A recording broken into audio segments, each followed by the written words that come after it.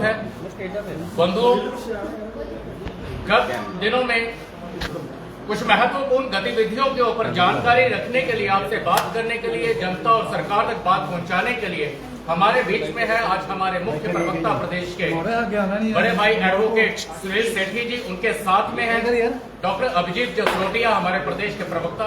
अब मैं सीधे तौर पे निवेदन करूंगा एडवोकेट सुनील सेठी जी से कि वो अपनी बात आपके माध्यम से जनता सरकार के आगे रखें। साथियों, आज एक बड़े जरूरी और अहम टॉपिक के ऊपर जो है बात करने के लिए मीडिया कॉन्फ्रेंस बुलाई गई है। कल जैसा आपने देखा कि जम्मू कश्मीर यूनियन टेरिटरी के चीफ मिनिस्टर साहब कैसे लॉ एंड ऑर्डर की परवाह नहीं करते, लॉ एंड ऑर्डर को तोड़ते हैं और कैसे दीवारें कूद के जो है वो जाते हैं नवाटा में उन लोगों को श्रद्धांजलि देने के लिए जिनकी पुलिस की फायरिंग में डेथ हुई थी 1931। अब ये विरोधाभास कैसा है? जो चीफ मिनिस्टर स्टेट का है, जिसका काम है कि लॉ एंड ऑर्डर सिचुएशन को मेंटेन करना, और जो ये क्लेम करता है कि हमारे को स्टेटहुड वापस दो ताकि बॉम्ब भी हमारे पास आ जाए, पुलिस भी हमारे पास आ जाए, वही पुलिस की इज्जत नहीं करते, वही लॉ एंड ऑर्डर की इज्जत नहीं करते। और उसके बाद न सिर्फ ये, उसके बाद अपने ट्विटर हैंडल पे बड़ी जोश के साथ उन पिक्चर्स को जो है वो डालते हैं जिसमें वो दीवारें कूद के फांद रहे हैं और जिसमें पुलिस वाले उनको रोक रहे हैं, लेकिन वो रुक नहीं रहे। ये पहली बार हुआ है हिंदुस्तान में कि कोई चीफ मिनिस्टर इस तरह का बिहेवियर करता है कि पुलिस के रोकने के बावजूद वो नहीं रुकते, कानून को तोड़ के जो है वो एक्शन करते हैं। और फिर जब हम उसको स्टेटमेंट को देखते हैं उमर अब्दुल्ला साहब की, तो सोच के शर्म आती है कि ये चीफ मिनिस्टर हैं हमारे, जो 1931 13 जुलाई को जो कश्मीर में हुआ उसका कंपैरिजन जलियांवाला बाग से करते हैं और कहते हैं कि 1931 में मरने वाले जो हैं वो जलियांवाला बाग के शहीदों के बराबर हैं हमारे लिए। जलियांवाला बाग में उन लोगों पे गोली चली थी जो कि पीसफुल तरीके से वहां पे बैठे थे जुलूस को सुनने के लिए, स्पीचेस को सुनने के लिए।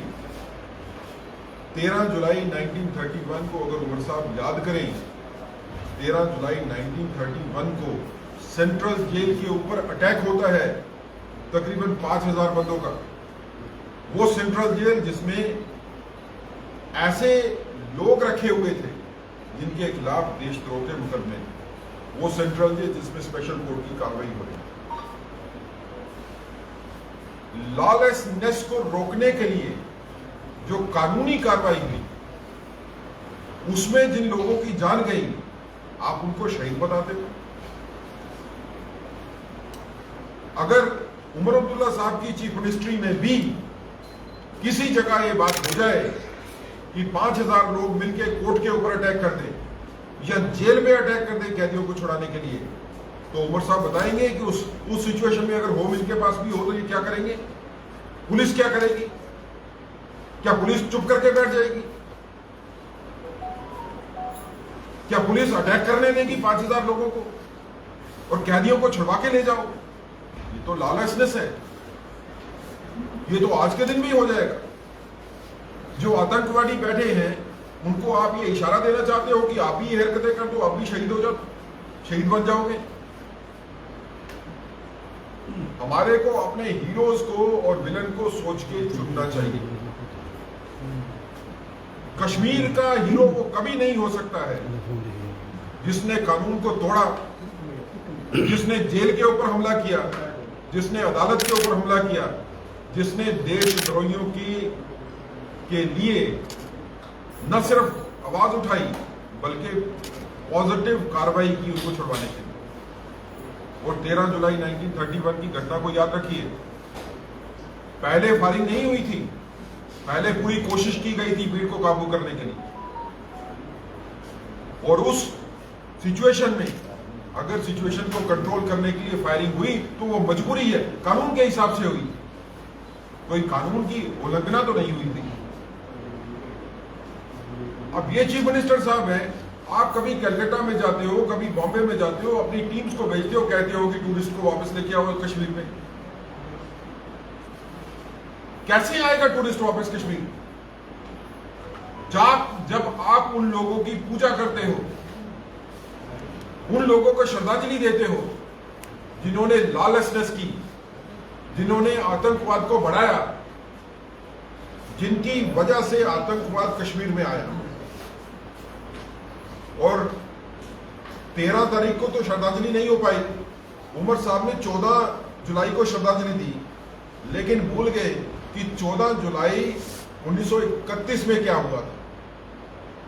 13 जुलाई 1931 के बाद अगले दिन 14 जुलाई 1931 को कश्मीरी हिंदुओं के घरों को जलाया गया।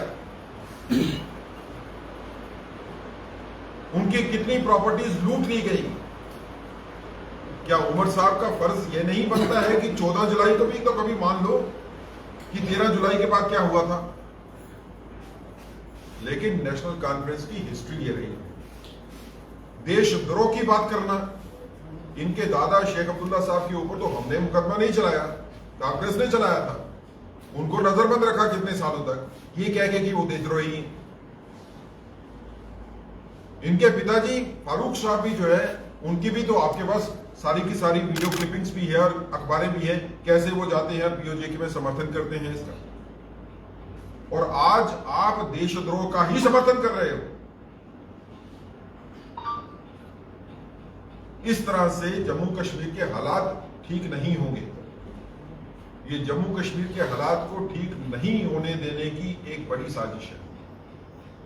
अब जबकि नॉर्मलसी की तरफ पहलगाम के बाद जम्मू कश्मीर यूनियन टेरिटरी के कदम बढ़ रहे हैं, तो उन नॉर्मलसी पे चलते हुए कदम को रोकने के लिए, उसमें रुकावट डालने के लिए ये जानबूझ के की गई शरारत है।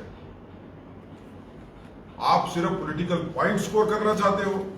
आप ये बताना चाहते हो कि इससे पहले कि पीडीपी वहां पे जाए, मैं वहां पे जाऊंगा। कानून कौन तोड़ेगा, इसके बारे में भी होड़ लगी हुई है कश्मीर।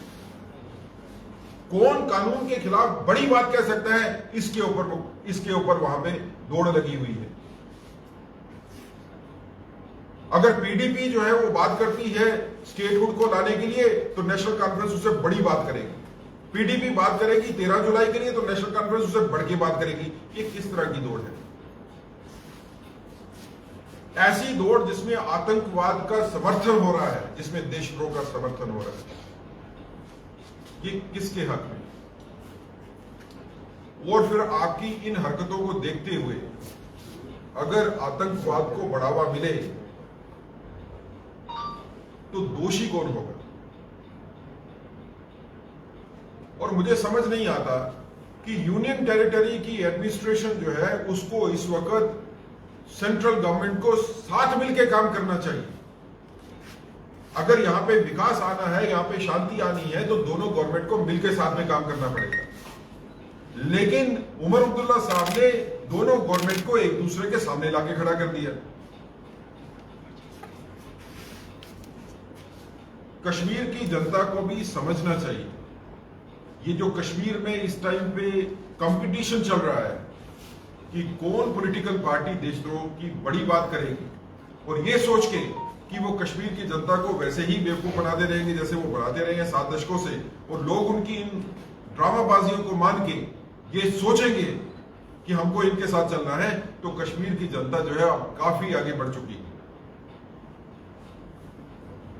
कश्मीर कभी नहीं चाहेगा कि हालात फिर से खराब हो। दोबारा कश्मीर में पहलगाम जैसे हालात हो, वो कश्मीर कभी नहीं चाहेगा। मैं उमर अब्दुल्ला साहब को आपके माध्यम से कहना चाहता हूं, वो बात करिए जो हमारे को शांति की तरफ लेके जाए। वो बात करिए जिससे विकास हो जम्मू कश्मीर में। ये इस तरह के स्लोगन देने से आप जम्मू कश्मीर को वापस लेके जा रहे हो। उसी अंधकार के युग में यहां से बड़ी मुश्किल से हम बड़ी कुर्बानी देंगे। और मुझे सख्त इतराज है उमर अब्दुल्ला साहब के ट्वीट से जो उन्होंने पहले किया था सुबह, जिसमें उन्होंने कहा कि मीडिया जम्मू कश्मीर का कॉवर्ड है। मीडिया के बारे में उंगली उठाना और कहना कि मीडिया डरपोक है जम्मू कश्मीर का, क्योंकि मीडिया ने वो रिपोर्ट नहीं किया जो उमर साहब कहते थे 13 जुलाई के हवाले से। अगर मीडिया इंडिपेंडेंटली काम करता है और 13 जुलाई के तथ्य रखता है जनता के सामने और बताता है कि 13 जुलाई को असल में यह हुआ था, तो वो मीडिया जो है वो डरपोक हो गया, क्योंकि वो मीडिया जो है उमर साहब के साथ नहीं है। और मुझे लगता है कि मीडिया को तो बड़े सख्त तरीके से आवाज उठानी चाहिए। क्या कोई चीफ मिनिस्टर मीडिया के बारे में ये कह सकता है कि मीडिया ने मेरे बारे में बात, मेरे ढंग से बात नहीं की, वो कवर्ड है, और ये कहता है कि आपको लिफाफा मिल गया होगा? ये चीफ मिनिस्टर है स्टेट के, जो कहते हैं कि मीडिया डरपोक भी है और बिकाऊ भी। लेकिन मीडिया से जितनी सशक्त आवाज उठनी चाहिए उमर साहब के इस ट्वीट के खिलाफ, वो अभी नहीं उठी। मैं चाहता हूं कि मीडिया भी इसके बारे में सोचे। ये आपकी इंडिपेंडेंस की भी लड़ाई है, ये देश की लड़ाई भी है, लेकिन उसके साथ साथ मीडिया के इंडिपेंडेंट रहने की भी एक लड़ाई है। मीडिया को किसी को समझाने की जरूरत नहीं है कि मीडिया को क्या बोलना है। मीडिया डिसाइड करेगा कि मीडिया को क्या बोलना है। मीडिया क्या बोलेगा क्या नहीं बोलेगा, उसको कोई सत्ता डिसाइड नहीं करती। तो कुल मिलाके मैं ये कहना चाहूंगा, ये अराजकता फैलाने का एक प्रयास है उमर साहब की तरफ से, शायद इस वजह से कि पिछले काफी महीनों से गवर्नमेंट में रहने के बावजूद भी उमर साहब कोई काम जो है वो सत्ता पे नहीं कर पा रहे। आप जमीनी लेवल के ऊपर देखो तो लोगों में उमर गवर्नमेंट के खिलाफ नाराजगी है कि आपसे कोई काम जो है सिविल एडमिनिस्ट्रेशन का नहीं हो रहा, उसमें तो कोई दखलंदाजी नहीं है। जो मिनिस्ट्रीज आपके पास है जिस पे आपको काम करना चाहिए, आपको हेल्थ पे काम करना चाहिए, आपको रेवेन्यू में काम करना चाहिए, आपको एजुकेशन में काम करना चाहिए, आपको माइनिंग में काम करना चाहिए, कोई काम नहीं है। अगर कोई पूछे कि काम क्यों नहीं हो रहा है तो कहते हैं जी स्टेटहुड वापस दे दो। लेकिन स्टेटहुड नहीं होते हुए भी यूनियन टेरिटरी में भी जो काम आप लोग कर सकते हो वो क्यों नहीं करते? जब काम की बात पूछो तो फिर इस तरह की ड्रामेबाजी शुरू हो जाती है। कभी 13 जुलाई की, और जो जिन लोगों ने कानून को अपने हाथ में लिया उनको शहीद का दर्जा देने की बात है।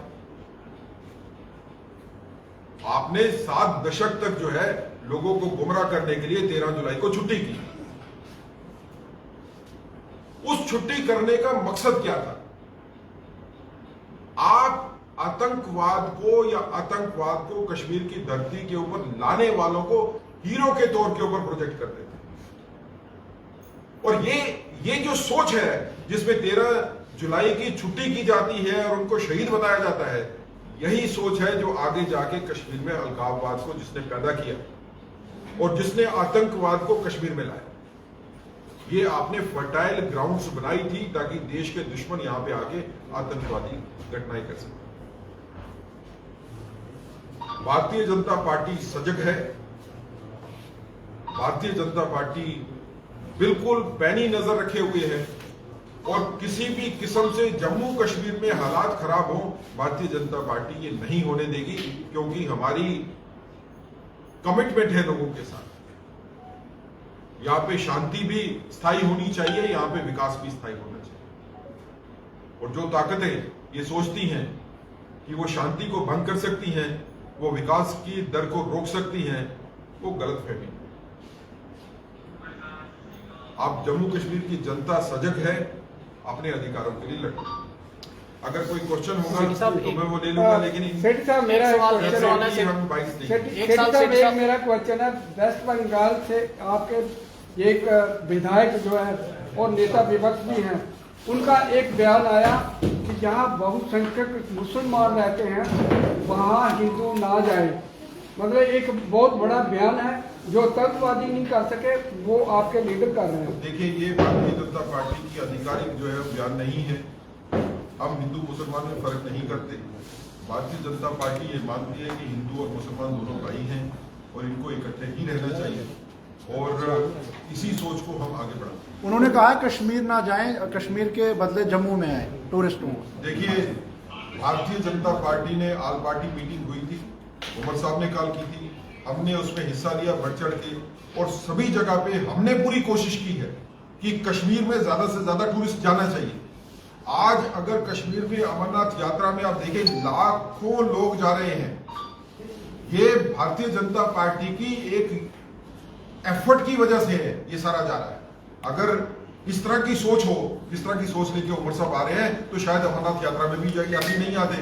भारतीय जनता पार्टी कोशिश कर रही है कि कश्मीर में यात्री जाए। उमर साहब जाके बयानबाजी जरूर करते हैं, लेकिन हरकतें वो करते हैं जिससे लगता है कि वो नहीं चाहते हैं कि टूरिस्ट जो है वो कश्मीर में वापस। ऐसे सेठी साहब, एक सवाल ये है, जिस तरह आपने अपनी प्रेस कॉन्फ्रेंस में बड़ा ही जोर दे के ये किया कि जो पीडीपी कहती है नेशनल कॉन्फ्रेंस उससे बढ़कर कहती है, और दोनों ही सियासी जमात जो है जो अलगाववाद को और कश्मीर को जो है बैकफुट पर लेने की कोशिश करते हैं।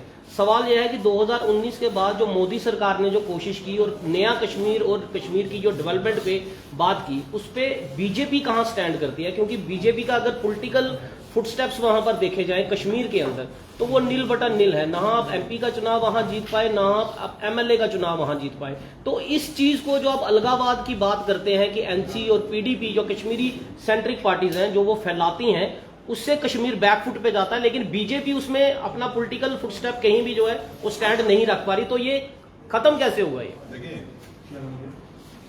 किसी पॉलिटिकल पार्टी की पॉलिटिकल सोच जनता में कितनी गई, वो इस चीज से खाली डिसाइड नहीं होता है कि आपने कितनी सीटें जीती। भारतीय जनता पार्टी ने 2019 के बाद की, खासकर मैं बात करूं, और 2014 के बाद की भी अगर हम बात करें, उससे पहले हमारा कितना वोट मिलता था कश्मीर में और उसके बाद हमने कितना वोट लिया, हमारा जंप जो है वो 20-30 गुना ज्यादा हो गया। तो भारतीय जनता पार्टी जो है वो कश्मीर में बढ़ रही है, उसका ट्रांसलेशन जो है वो पार्लियामेंट्री सीट में नहीं होगा, वो असेंबली की सीट में नहीं होगा। हम लेकिन बड़े मार्जिन के साथ हारे नहीं है, कई जगह पे हमारा हारने का मार्जिन जो है वो कुछ वोट सवाल मेरा सवाल मेरा ये नहीं है, सवाल मेरा ये है कि एंड ऑफ सेपरेटिज्म होगा जिस सेपरेटिज्म की आप बात करते हैं, अगर बीजेपी वहां पर स्टैंड नहीं होगी तो यही पॉलिटिकल पार्टीज वहां पर हर बार जो है जीती रहेंगी। कभी एनसी जीतेगी तो कभी पीडीपी जीतेगी, तो ये अलगाववाद तो कभी भी खत्म नहीं होने वाला। मैं आपकी बात का आंसर दे रहा हूं, 2 मिनट के लिए मुझे सुनिए।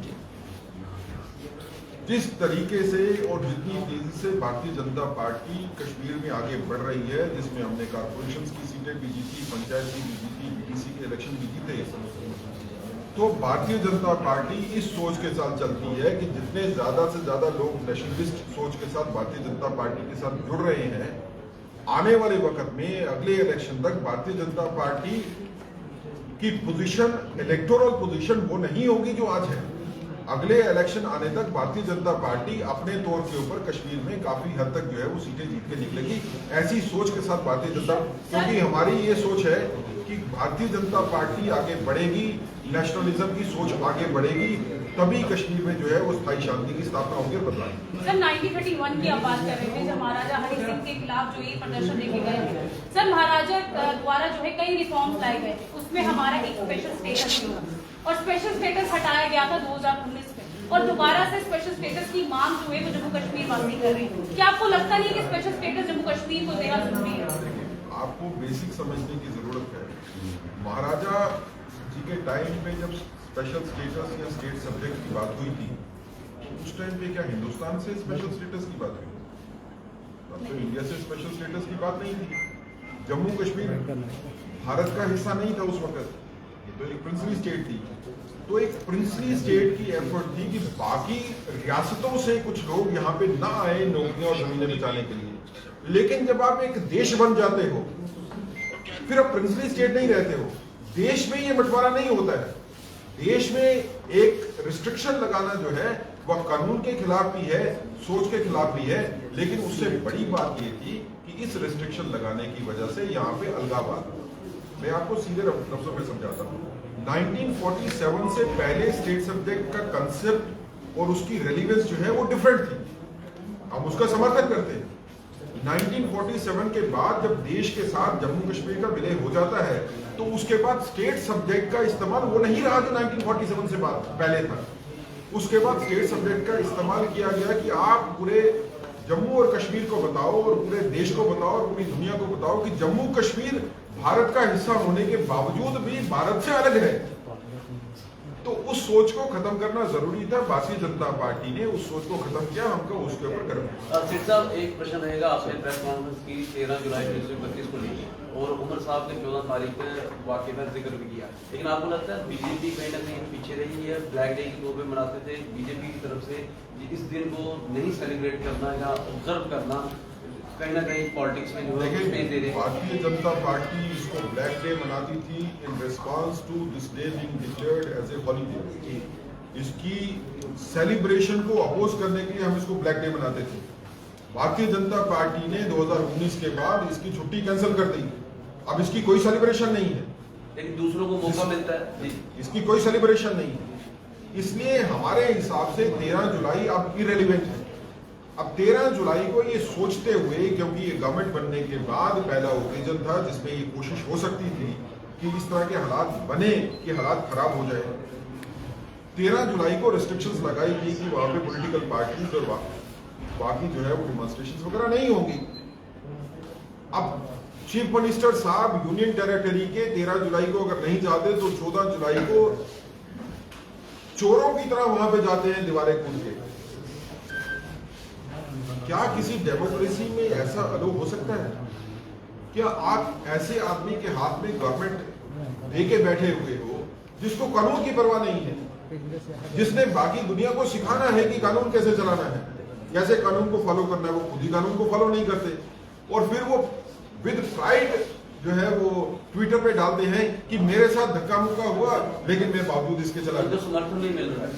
नहीं, इसमें सब सर इसमें एक चीज़ है बड़ी इंपॉर्टेंट जो आप लोगों को, क्योंकि मैं बताना मैं इस बात के अंदर 2 चीज़ें हैं। सबसे पहली बात, अगर उमर साहब ने ये वाली बात कही है इन चीज़ों के लिए, अब ये इसके अंदर टेक्निकलिटीज को हम बाद में बात करेंगे। पहले एग्जैक्टली क्या था, क्या सही में ही उमर साहब ऐसी कोई चीज़ करने गए थे, यहाँ ये फोटो आप था, ये चीज़ सबको देखने की बड़ी जरूरत है क्योंकि 2 वीडियोज आपके सामने आए हैं।